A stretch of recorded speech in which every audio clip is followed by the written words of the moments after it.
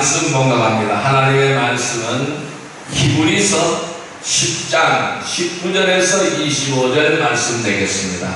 히브리서 10장 19절에서 25절 말씀입니다. 히브리서 10장 19절에서 25절 말씀, 신약성경 364페이지, 히브리서 10장 19절에서 25절 말씀, 우리 같이 합독합니다. 그러므로 형제들아, 우리가 예수의 피를 힘입어 성소에 들어갈 압력을 얻었나니 그 길을 우리를 위하여 휘장 가운데로 열어놓으신 새로운 산길이요, 휘장은 곧 그의 육체니라. 또 하나님의 집 다스리는 큰 제사장이 계시니 우리가 마음의 뿌림을 받아 악한 양식으로부터 벗어나고 몸은 맑은 물로 씻음을 받았으니 참마음과 온전한 믿음으로 하나님께 나아가자. 또 약속하신 이는 이쁘시니 우리가 있는 도리의 소망을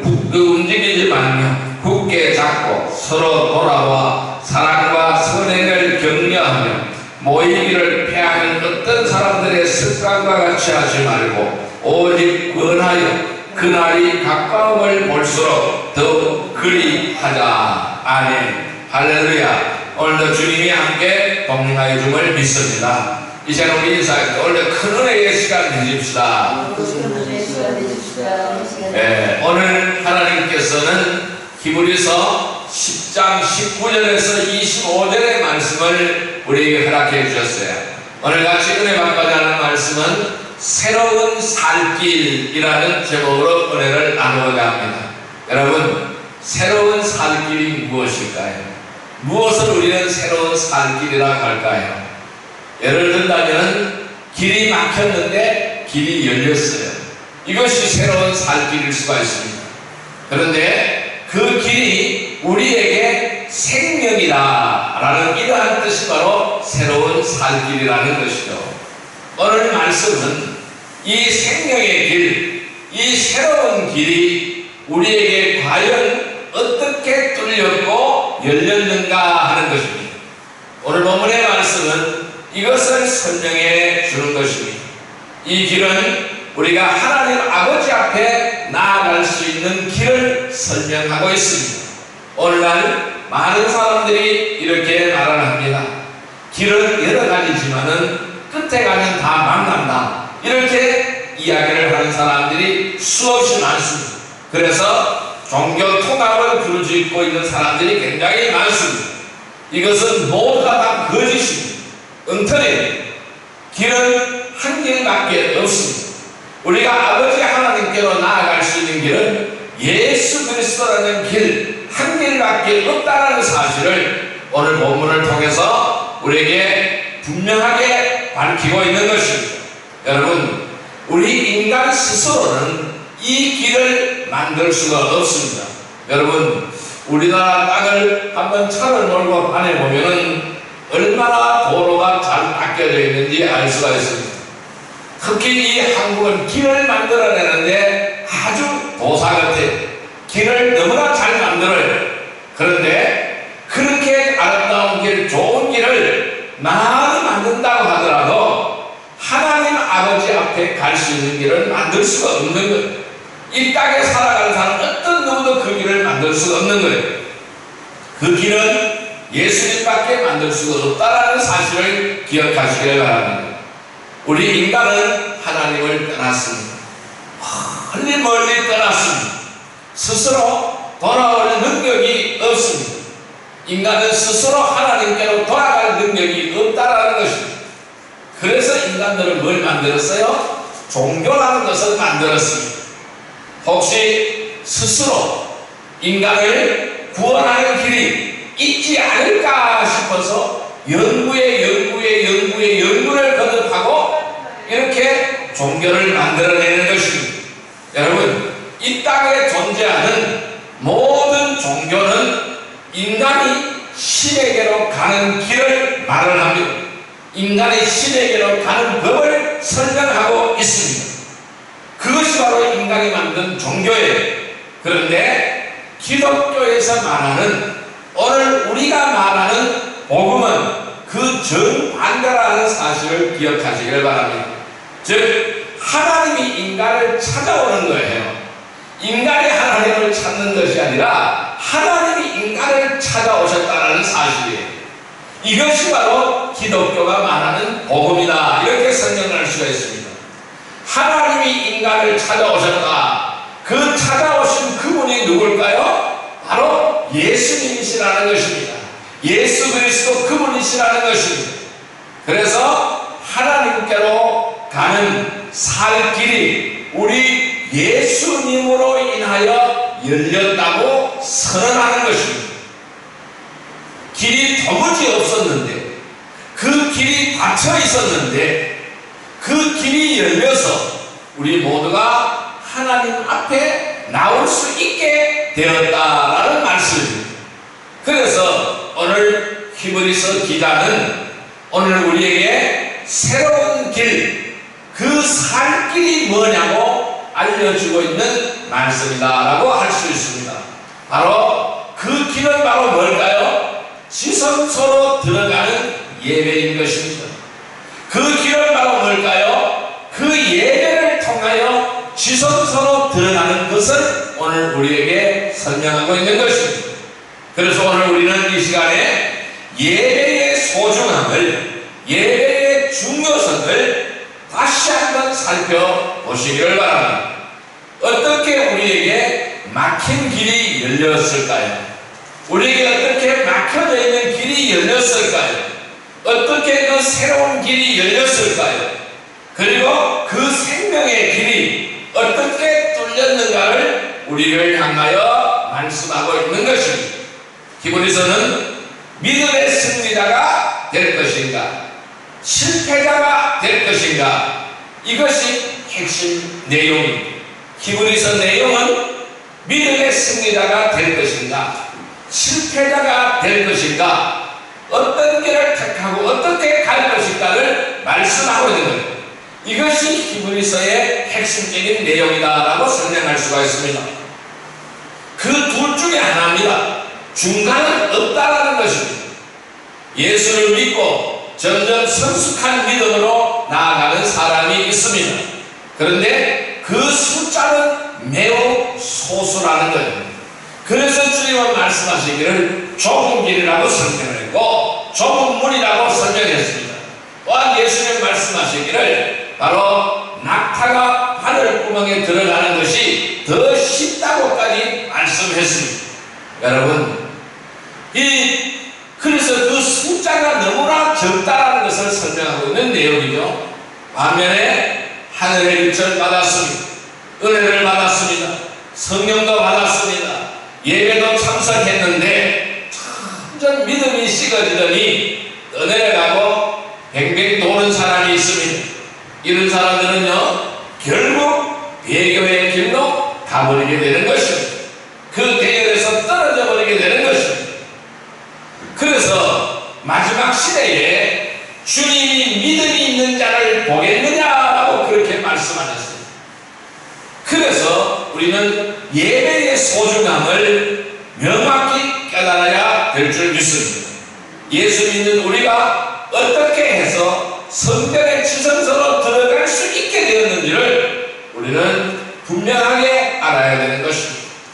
그래서 예수님께서 십자가에 못 박히신 그날 성소의 휘장이 찢어진 사건과 그 의미가 굉장히 중요한 것입니다. 그날 이후 하나님의 지성소 안으로는 누구나 들어갈 수 있게 되었다라는 말씀입니다. 여러분, 지성소는 지극히 거룩한 것이 지성소입니다. 아주 거룩한 것이 지성소입니다. 그 성경은 이 새로운 길을, 이 지성소에 들어가는 것을 설명하고 있는 내용입니다. 여러분, 오늘 본문의 말씀을 보면 이 길이 열렸고 이 길이 살 길인데 그것은 예수님의 살과 피로 이 길이 열렸다는 것을 우리에게 말씀하고 있는 것입니다. 즉, 그 말씀은 우리가 직접 하나님께 예배할 수 있는 길이 열렸다고 말하게 되는 것입니다. 여러분, 우리는 예배하러 나올 때에 설명할 수가 있습니다. 그 첫째 기본 자세는 뭐냐 하면은 개인적인 담대함입니다. 오늘 우리는 담대함으로 주님 앞으로 나오시기를 바랍니다. 두 번째 기본 자세는 공동체의 서로의 지속적인 격려라고 할 수가 있습니다. 그러니까 기본 자세는 담대함과 격려다, 이렇게 설명할 수가 있습니다. 우리는 하나님 앞에 나올 때 담대함이 필요합니다. 그리고 우리 모든 백성들이, 주의 백성들이 격려하는 것이 필요하다, 이렇게 설명드릴 수가 있습니다. 여러분, 그러면은 우리가 이 새로운 길로 가기 위해서는 어떤 자세가 필요할까요? 이 자세에 대해서 한번 살펴보도록 하겠습니다. 첫째 자세는 내가 조금 전에 말씀드렸잖아요. 개인적인 담대함이 필요하다고 말씀드렸어요. 따라할까요? 담대함이 필요한 것입니다. 자, 오늘 본문의 말씀인 히브리서 10장 19절 말씀 같이 한번 읽어볼까요? 그러므로 형제들아, 우리가 예수의 피를 힘입어 성소에 들어갈 담력을 얻었다니. 자, 담력을 얻었다고 했어요. 우리는 담력을 얻었어요. 어떻게 해요? 성소에 들어갈 담력을 얻었다니. 예수의 피를 힘입어 성소에 들어갈 담력을 얻었다고 분명히 설명하고 있어요. 그래서 우리는요, 예배드리는 나올 때는요, 담대함이 필요한 거예요. 담대함이 필요한 거예요. 오늘 우리가 구약의 지선서가 어떤 것인지 그것 하나만 깨달아도 오늘 우리는 큰 유익이라고 믿습니다. 예수의 피를 힘입어서 담대하게, 왜 지선서로 들어갈 때에 우리에게 이 담력이 필요할까요? 즉 담대함이 왜 필요할까요? 여러분, 예수의 피가 없으면 절대로 지선서에 들어갈 수 없다는 것을 말하고 있는 거예요. 구약의 지선서는 하나님이 임재하시는 곳이에요. 함부로 들어가면 죽습니다. 어떤 누구도 들어갈 수 없는 겁니다. 거기에 들어가는 사람은 대제사장만이 들어갈 수가 있는 거예요. 그것도 시도 때도 없이 들어갈 수가 없습니다. 1년에 한 차례씩 대속죄의 행사 때만 피를 가지고 들어가야 되는 것입니다. 대제사장이라고 해서 함부로 들어가지 못하는 거예요. 1년에 한 차례, 바로 대속죄의 행사 때만 들어가는 거예요. 피가 없이는 들어갈 수 없는 것이, 그것이 바로 지선서라는 것입니다. 그래서 이 구약의 지선서에는 한우가 들어가면 곧바로 죽습니다. 죽음입니다. 지선서 입장 이꼬르 죽음이다, 이 말씀입니다. 그래서 우리가 왜 이 신약의 지선서, 우리가 예배하러 들어오는 것은, 오늘 우리가 이 자리에 앉았습니다. 뭘까요? 신약의 지선서로 들어왔다는 말씀이에요. 그러니까 이 지선서에 들어오기 위해서는 담력이 필요한 거예요. 담대함이 필요한 거예요. 구약의 시대 성전 지선서로 들어가는 그 일을 우리가 했다라는 사실을 우리는 기억해야 될 줄 믿습니다. 그래서 이 들어갈 때마다 무엇이 필요해요? 담대함이 필요한 거예요. 담력이 필요한 거예요. 히브리서 저자는 이제 우리가 지선서에 들어갈 수 있게 되었다는 사실을 엄청 강조해서 설명하고 있습니다. 엄청나게 강조해서 설명하고 있다는 것입니다. 히브리서 기자는 이것을 매우 힘주어서 설명하고 있는 것입니다. 지선서에 들어갈 때 뭘 힘을 입는다고 말씀했습니까? 예수의 피를 힘입어야 된다고 설명하고 있잖아요. 왜 그렇습니까? 왜 하나님의 임재하시는 하나님의 지선서, 하나님의 보좌에 나올 때는 왜 예수님의 피를 힘입어야 할까요? 이 구약의 지선서가 어떤 것인지를 히브리서 저자가 설명을 하고 있다는 것입니다. 여러분, 지성소가 어떻게 만들어졌어요? 하나님께서 성막을 지으라고 명령하셨기 때문에 만들어졌잖아요. 모세가 출애굽을 하고 나니 하나님이 광야 시대에서 성막을 지으라고 명령하셨습니다. 그 성막이 가나안 땅에 들어간 후에 무엇으로 바뀌었습니까? 솔로몬이 지은 성전으로 바뀌게 되는 것이죠. 여러분, 이 성막이나 성전의 기능은 무엇일까요? 죄지은 백성이 제사를 드리는 곳이 바로 성전이고 성막입니다. 이것이 1차적인 성전의 기능이라는 거예요. 제사 기능이라는 것입니다. 죄를 지은 백성들이 죄 문제를 해결하고 다시 거룩함을 힘입어서 하나님께 나오도록 죄를 대속하는 곳이라는 것입니다. 그러니까 죄를 짓는다라는 것은 거룩함을 상실한다라는 것을 말씀하고 있는 것이죠. 이 거룩함을 상실한다는 거룩하신 하나님 앞에 나올 수가 없는 것입니다. 죄를 지은 자는 누구나 다 제사를 드려야 하는 거예요. 속죄제를 드려야 하는 거예요. 번제를 드려야 하는 거예요. 화목제를 드려야 하는 것입니다. 속건제를 드려야 하는 것입니다. 소제를 드려야 하는 것입니다. 누구나 죄인은 이 제사를 행해야 되는 것입니다. 백성이나 제사장이나 예외가 없다라는 것이죠. 그래서 속죄제를 드리려면은 자기의 죄를 대속할 짐승을 끌고 와서 머리에 안수하고 그 짐승을 죽이게 되는 것이죠. 이것이 바로 뭘까요? 유명한 말씀이잖아요. 피 흘림이 있어야 죄사함이 있다라는 것입니다. 히브리서 9장 22절의 말씀입니다. 피 흘림이 없이는 죄사함이 없습니다. 내가 살기 위해서는 그 누군가가 죽어야 하는 것입니다. 거의 모든 물건이 피로서 정결케 된다고 설명하고 있습니다. 자, 그런데 구약시대에 성전 안쪽에 뭐가 있어요? 성소와 지성소가 있는 것입니다. 성소와 지성소가 있는 것입니다. 성소는 일반 백성들이 들어갈 수가 없습니다. 절대 금지입니다. 성소 안에는 누구만 들어가요? 제사장만 들어가게 되는 것입니다. 그리고 지성소는 하나님의 법궤가 놓여있는 곳입니다. 지극히 거룩한 장소입니다. 그래서 하나님의 법궤로부터 구름기둥이 솟아나고 있고 하나님의 법궤로부터 불기둥이 솟아나게 되는 것입니다. 거기에는 제사장들도 들어갈 수 없습니다. 들어가면 바로 죽습니다. 그럼 이 지성소에는 누가 들어가느냐는 것입니다. 대제사장만 유일하게 들어가는 것입니다. 그것도 언제요? 7월 10일 대속죄일 행사에 대제사장만 1년에 한 차례씩만 들어가는 것입니다. 모든 백성의 죄를 속하는 것이 바로 이 지성소라는 말씀입니다. 그래서 이 구약 백성들은 그래서 대제사장이 아니면은 지성소에 절대로 들어갈 수가 없습니다. 성소와 지성소 사이에는 두꺼운 휘장이 쳐져 있습니다. 아주 두꺼운 휘장이 막혀 이렇게 쳐져 있는 것입니다. 이런 휘장이 이렇게 쳐져 있는 것입니다. 보이지 않습니다. 그래서 대제사장이 아닌 어느 누구도 이 지성소에는 절대적으로 접근을 할 수가 없는 것입니다. 접근이 안 되는 것입니다. 그런데 오늘 뭐라고 말씀하고 있습니까? 오늘 이 지성소로 들어가는 길이 열려버렸다고 설명하고 있습니다.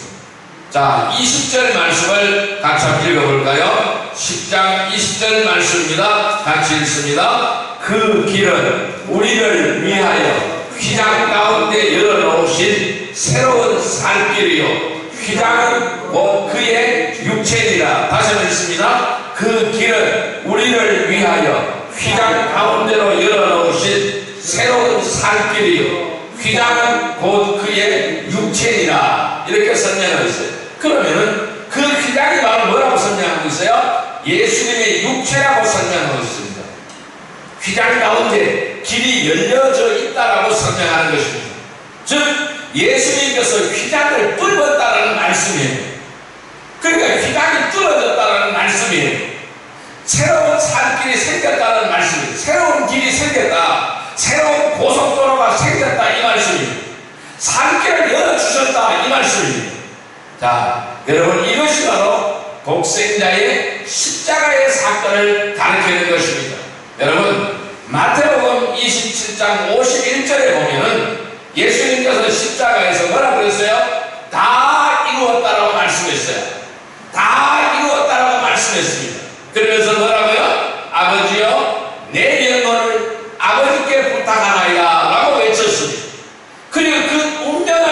시간에 성소 휘장이 위로부터 아래까지 찢어서 둘이 되었다라고 설명하고 있습니다. 그리고 땅이 진동하고 바위가 터지고 무덤이 열리고 작은 성도들이 많이 일어났다라고 설명하고 있습니다.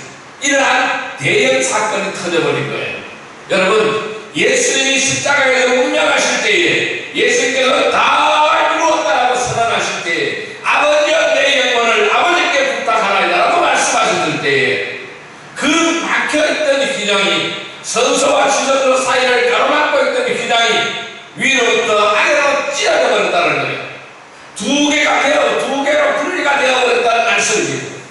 그 시간에 땅이 진동하고 바위가 터지고 무덤이 열리고 작은 성도들이 일어났다라고 설명하고 있는 것입니다. 여러분, 이 성전 안쪽 지성소 휘장이 위로부터 아래까지 둘로 찢겨져 내렸다라고 말씀하고 있는 것입니다. 여러분, 이게 무슨 뜻입니까? 그 사건을 오늘 히브리서 기자가 우리에게 알려주고 있는 것입니다. 자, 그 말씀 바로 뭘까요? 십자가 사건의 효력이 발생되었다, 이 말씀입니다. 한번 따라해 볼까요? 십자가 사건에 효력이 발생되었다. 네, 효력이 발생되었다는 것입니다. 여러분, 누가 찢었을까요? 이 휘장을 누가 찢었을까요? 사람의 힘으로는 이 두꺼운 휘장을 찢을 수가 없습니다. 누가 찢었을까요? 하나님께서 그 휘장을 찢어버리셨다는 말씀입니다. 무엇을 천명하고 있습니까? 이제는 오케이, 내 독생자의 십자가 제사로 인하여 이 독생자를 믿는 자들은 누구든지 이제 내 지성소 안으로 들어오라는 하나님의 명령인 줄 믿습니다. 이제 지성소 안으로 들어오라는 것입니다. 곧바로 들어오라는 것입니다. 그래서 예수님은 이렇게 말씀하시는 거예요. 내가 곧 길이니 나로 말하지 않고는 아버지께로 갈 자가 없느니라 라고 예수님께서 분명히 말씀하셨습니다. 이것은 무슨 말씀일까요? 예수님의 유일성을 말씀하시는 거예요. 독생자의 유일성을 말씀하시는 거예요. 대체 불가능하다는 것을 말씀하고 대체제가 없다라는 것이죠. 독생자 십자가가 아니고서는 어느 누구도 이 휘장을 찢을 수가 없다라는 것입니다. 어느 누구도 하나님의 지성소 안으로 들어갈 수 없다라는 것입니다. 들어가면 죽는다라는 것입니다. 그래서 21절에 무슨 제사장이라고 했습니까? 21절 말씀 같이 한번 읽어봅니다. 또 하나님의 집 다스리는 큰 제사장이 예수님. 예수님을 향하여 뭐라고 설명하고 있어요? 위대한 제사장, 큰 제사장이라고 설명하고 있습니다. 하나님의 집을 다스리는 큰 제사장이라고 설명하고 있습니다. 여러분, 이 예수 그리스도는 위대한 제사장입니다. 큰 제사장입니다. 이 구약의 대제사장들은 바로 이분의 그림자인 거예요. 이분의 그림자라는 것입니다. 독생자 예수 그리스도를 가리키는 모형이라는 것입니다. 여러분, 구약의 모든 사건들은 예수 그리스도의 그림자임을 믿습니다. 예수 그리스도의 그림자를 우리에게 보여주고 있다는 말씀입니다. 자, 20절 같이 한번 읽어볼까요? 다시 한번 읽습니다. 그 길은 우리를 위하여 휘장 가운데로 열어놓으신 새로운 살길이요 휘장은 곧 위에 그의 육체니라 라고 말씀했습니다. 휘장은 뭐요? 예수님의 몸이에요. 예수님의 육체가 바로 휘장이라고 설명하고 있는 거예요. 예수님의 몸이 찢어질 때에 지성소 휘장이 찢어졌다라는 말씀입니다. 그래서 저는 여러분들에게 예배 드리러 올 때에 믿음이 필요하다 이 말씀을 드리는 거예요. 우리는 예배 드리는 것은 믿음이에요. 믿음으로 드려지는 거예요. 그것은 바로 예수님의 피에 대한 확신이라는 것입니다. 이것이 담대함으로 나오게 되는 것입니다. 우리는 예수 그리스도의 피에 대한 확신과 담대함으로 예배드리러 나오는 거룩한 백성이 되기를 주님의 이름으로 축원드립니다. 예배는 뭐라고요? 하나님의 지성소 안으로 들어가는 일이 예배예요. 따라할까요? 예배는 지성소 안으로 들어가는 것이다. 그것이 예배인 것입니다. 이 지성소의 개념을 우리는 깨달아야 됩니다. 그래서 예수 그리스도의 피를 힘입어서 예배로 들어오는 성도는 두렵고 떨림으로 감격과 환송함이 있고 정중함이 있는 것입니다. 평강이 있고 그 예배 안에는 평강이 있고 희락이 있는 것입니다. 여러분, 이 지성소 안에서 하나님을 만나는 여러분들이 되시기를 주님의 이름으로 축복합니다. 우리는 예수의 피로 인하여 우리가 하나님께로 나아가는 새로운 길이 열린 줄 믿으시기를 바랍니다. 오늘부터 우리는 다시 담대함을 장착하시기를 바랍니다. 이 담대함이 있어야 우리는 이 예배가 새로워지는 줄 믿습니다. 성도 여러분, 예수의 피를 힘입어 담대함으로 지성소로 들어가는 예배 자리로 나아가는 성숙한 예배자가 되시기를 주님의 이름으로 축원드립니다. 두 번째 자세는 뭘까요? 아까 말씀드렸어요. 공동체 서로의 지속적인 격려가 필요하다고 말씀드렸어요. 따라할까요? 지속적인 격려. 우리가 예배 드리기 위해서 이 지속적인 격려가 필요한 거예요. 자, 오늘 본문의 말씀인 히브리서 10장 25절의 말씀을 같이 읽어봅니다. 25절의 말씀입니다. 같이 읽습니다. 모이기를 폐하는 어떤 사람들의 습관과 같이 하지 말고 오직 권하여 그날이 가까움을 볼수록 더욱 그리하다. 다시 읽습니다. 모이기를 폐하는 어떤 사람들의 습관과 같이 하지 말고 오직 권하여 그날의 가까움을 볼수록 더욱 그리하다. 여러분 뭐라고 했어요? 모이기를 피하지 말라고 했어요. 여러분, 이 모이기를 피하지 말라 이 이야기는 왜 나왔을까요? 어떤 사람들의 습관처럼, 바로 이들의 습관처럼 무슨 얘기를 하고 있습니까? 자, 뭘까요? 이제 모이는 일 좀 그만하자, 좀 쉬어보자, 이것이잖아요. 어떤 사람들은 교회 안에서 말합니다. 이제 다 같이 모이는 일을 그만하자고 말합니다. 그런 여론을 조성을 한다라는 것입니다. 뭘까요? 어떤 사람들이 그런 여론을 조성하고 있습니까? 자기 신앙이 떠내려간 사람들이 그렇게 하고 있는 거예요. 이제 신앙의 배교를 하려고 준비 중인 사람들이라는 것입니다. 이미 이런 이야기가 나왔는데 히브리서 저자에게 이거는 매우 심각한 현상이다, 이렇게 생각이 든 거예요. 그래서 히브리서 기자는 바로 믿음으로 담대함을 가지고 예배의 자리로 나가라고 공개하고 있는 것입니다. 여러분, 광야 시절에 고라자손들이 이스라엘을 충동질을 했습니다. 우리 출애굽 너무너무 후회되고 있지 않느냐? 아니, 우리가 이 광야에서 먹는 이 만나가 너무나 질리지 않느냐? 40년 동안 똑같이 넣어서 먹으니까 질리지 않으니까. 그러니까 우리는 어떻게 해야 돼? 아니, 우리의 대장 모세를 죽여버리고 다시 애굽으로 돌아가자. 애굽에서 우리가 고깃가마 곁에 앉아서 고깃국을 끓이는 데가 그립지 않느냐? 아니, 채소도 먹어야 되고 부추도 먹어야 되는데 우리는 그것을 못 먹고 있지 않느냐?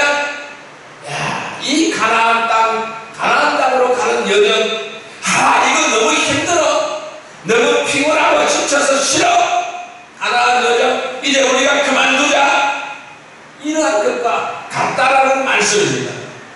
우리가 모이는 것 좀 이제 그만하자. 저는 여러분, 코로나 3년의 후유증으로 우리 모두에게 이러한 현상들이 나타나고 있다고 보는 거예요. 오늘날 우리의 대교회, 큰 교회도 보세요. 자리가 수두룩하게 비어져 있습니다. 이러한 현상이 지금 우리에게도 나타나고 있다는 말씀입니다. 굳이 예배당에 다 같이 대면으로 모여야 하느냐? 그냥 각자 TV로 예배해도 되는 거 아닌가? 이러한 현상이라는 것입니다. 당시 1세기 초대교회는 어떤 이유로 이제 모이기를 좀 그만하라고 했을까요? 무엇일까요? 이 히브리서 저자가 이 성경을 기록한 배경은 무엇일까요? 핍박과 박해라는 사건입니다. 핍박이 있고 박해라는 거예요. 노바의 수없는 핍박, 박해라는 것입니다. 교회는 초창기부터 모이는 일이 쉽지 않았습니다. 그래서 로마에 가면은 카타콤이라는 것이 있습니다. 지하 무덤이, 그 속에서 성도들이 믿음을 지켰어요. 그 속에서 모여서 예배드렸습니다. 그 속에서 생활했습니다. 지하 무덤 속에서 생활했다는 말씀입니다. 그러니까 초대교회는 로마 제국 관리들이 핍박을 하고 고문하면서 모임 장소, 모임 지도자를 대라고 말하는 거예요. 그러니까 교회 안에서 이러한 여론을 만드는 사람들이 있었다라는 말씀입니다. 이제 함께 모여서 예배하는 것 그만하자. 너무 위험한 것 아니냐? 우리가 붙잡히면 우리가 다 죽는 거야. 각자 집에서 예배 드려도 되는데 굳이 위험하게 다 같이 한 곳에 모여서 예배 드려야 되느냐? 그런데 오늘 본문의 말씀을 기록한 히브리서 기자가 가만 보니까 이것은 믿음의 뿌리를 깊이 내리지 않고 신앙이 떠내려가는 사람들이 교회 안에서 이러한 여론을 주도하고 있고 이러한 여론을 만들어가는 것을 본 것입니다. 그래서 25절에 뭐라고 말씀합니까? 같이 한번 읽을까요? 모이기를 패하는 어떤 사람들의 습관과 같이 하지 말고 오직 권하여 그날이 가까움을 볼수록 더욱 그리하자. 뭐라고 설명합니까? 모이기를 그만하자. 그런 이야기에 귀를 기울이지 말라는 것을 말씀하고 있는 거예요. 그렇게 되어 모이기를 중단하게 되면은 우리 모두가 신앙의 표류 상태로 가고 만다라는 것입니다. 그래서 더욱더 경계하라는 겁니다. 더욱더 힘써 모이라는 것입니다. 언제까지 모이기를 격려하자고요? 그날이 가까워오는 것을 볼수록, 그러니까 그날이 가까워지면 질수록 더 모이라는 것입니다. 더욱더 힘써 격려하라는 것입니다. 이것을 말씀하고 있는 거예요. 자, 24절 말씀 같이 한번 읽어볼까요? 같이 읽습니다. 서로 돌아보아 사랑과 선행을 격려하는, 그걸 서로 돌아보라는 겁니다. 믿음에 떨어지지 않는 것, 서로 돌아보라는 말씀이에요. 서로 돌아보아 사랑과 선행을 격려하라는 것입니다. 서로 마음을 써서 사랑과 선행 이거 격려해라는 것입니다. 더욱 힘써 하라고 말하는 거예요. 더 사랑하는 일, 모여서 예배하는 일, 이것을 더 격려하라는 것입니다. 그러니까 우리 예수님이 자기 몸을 십자가에 희생하여 몸이 찢어진 시간에 주성서 휘장이 찢어져서 예수의 피로 힘입어 새롭고 살 길이 열린 것을 아는 사람은 이 두 가지를 힘써 격려하라는 말씀입니다. 첫째, 함께 모여서 예배드리는 일, 이걸 엄청 서로 격려하라고 말하고 있는 것. 둘째, 서로 사랑하라는 것입니다. 또한 선을 행하라는 것입니다. 그래서 공동체를 세우고 물질을 나누고 어려운 사람에게 복음을 전하고 돌보라는 것입니다. 이 두 가지를 힘써 격려하라고 말씀하고 있는 것입니다. 이것이 바로 우리 주님 예수 그리스도의 보배로 피로서 뚫어주신 지성소로 가는 길입니다.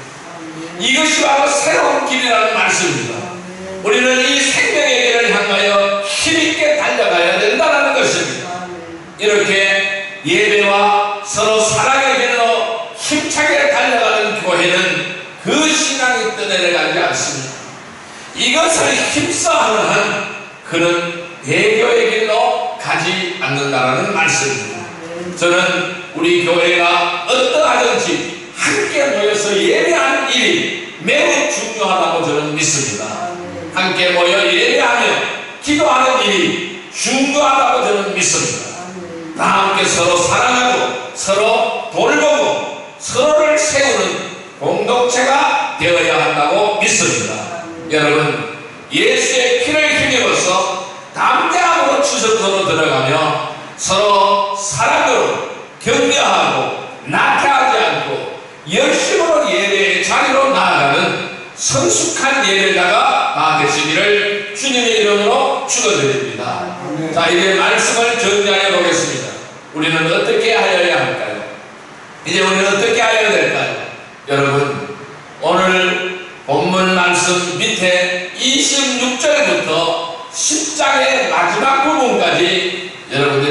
옆에 가셔서 한번 읽어보십시오. 이것을 힘쓰지 않고 가만히 쓰면은 어떻게 되는지를 경고하고 있습니다. 그래서 26절부터 끝절까지 39절까지의 말씀은 힘쓰지 않고 가만히 쓰면 어떻게 되는지를 경고하고 있습니다.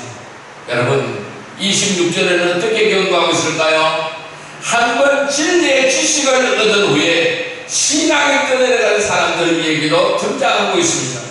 또한 29절에는 하나님의 아들을 짓밟고 언약의 피를 대수롭지 않게 여기고 은혜의 성령을 모욕한 사람들의 이야기가 나오고 있습니다. 그들이 얼마나 무서운 벌을 받을지 생각해 보라는 것입니다.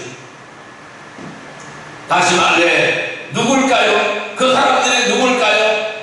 이제 예배를 그만 모이라고 하는 사람들입니다. 이제 서로 돌보는 일도 그만하자는 사람들입니다.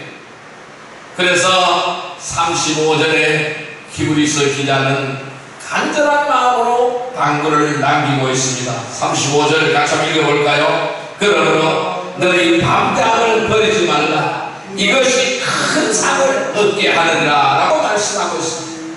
여러분, 확신을 버리지 마십시오. 그 확신에는 큰 상이 붙어 있습니다. 조금만 더 견디며 나아가면 약속하신 그분이 오실 것입니다. 그러므로 의인은 믿음으로 살게 될 것입니다. 뒤로 물러나지 않을 것입니다. 우리는 결코 뒤로 물러서서 멸망할 사람들이 아닌 것입니다. 끝까지 믿음으로 나아가서 생명을 얻을 사람들입니다. 오늘 새롭고 산 길이 열린 것을 저는 말씀을 드렸습니다. 예배와 서로 사랑, 이것이 바로 서로 살 길이라는 말씀입니다. 성도 여러분, 예수의 피를 힘입어서 담대함으로 지성소로 들어가며 서로 사랑으로 지속적인 격려로 나타나지 않고 열심을 다해서 예배의 자리로 나아가는 성숙한 예배자들이 나아되시기를 주님의 이름으로 축원드립니다. 기도드리겠습니다. 만왕의 왕이시여 만주의 주가 되신 사랑과 은혜의 아버지 하나님 감사합니다. 오늘 우리는 새롭고 산 길이 열린 것을 믿습니다. 우리는 이 예배를 통하여 오늘 서로 사랑을 통하여 이것이 바로 서로 산 길인 줄 믿습니다. 여러분, 예수의 피를 힘입어 담대함으로 우리가 지성소로 들어가게 하여 주옵소서. 서로 사랑으로 지속적인 격려로 나타나지 않고 열심을 다해서 예배의 자리로 나아가는 성숙한 예배자들이 다 되게 하여 주옵소서. 예수님의 이름으로 감사하며 기도 드리옵나이다. 아멘. 50장